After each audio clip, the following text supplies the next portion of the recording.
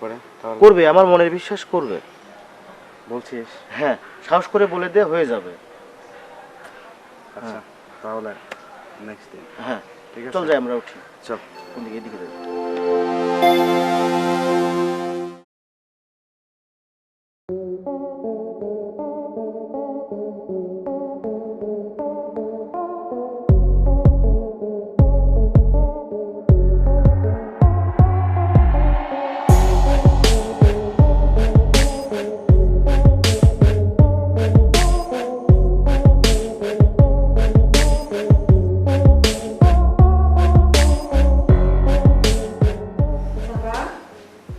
জি বৌদি। কি হয়েছে? তুমি ডাকছিলে আমারে?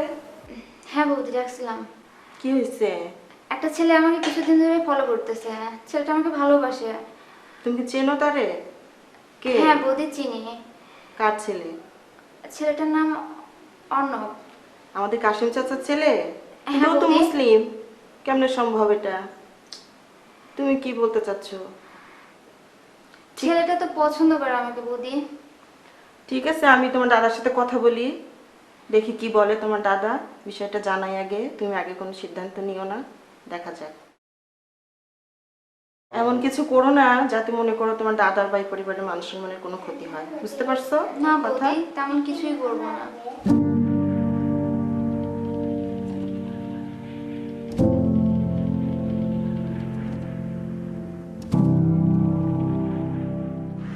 এই শোনো, হ্যাঁ তোমার সাথে একটু কথা ছিল। হ্যাঁ, কি হয়েছে বলো? আরে তোমার বোন সাবা, ওকে তো একটা ছেলে ডিস্টার্ব করতেছে, তো ওর তো হাব ভাব আমার বেশি ভালো লাগতেছে না। কে সে? তুমি চেনো ছেলেটাকে? আমাদের কাশিম চাচার ছেলে। কাশিম চাচার ছেলে? হ্যাঁ, ও তো মুসলিম। এটাই তো সমস্যা। আচ্ছা ঠিক আছে, দেখছি বিষয়টা।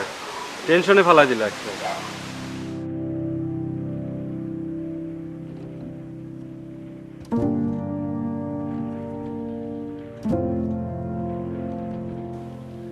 শাবা, জি দাদা। কি করছিস? এই তো দাদা, গেম খেলতেছিলাম। পাড়ায় তোকে নিয়ে কি যেন শুনছি। কি দাদা, কি শুনছো তুমি? তোর বৌদি বলছিল কোন ছেলে নাকি তোকে ডিস্টার্ব করছে। কই, না তো দাদা। সত্যি করে বলিস?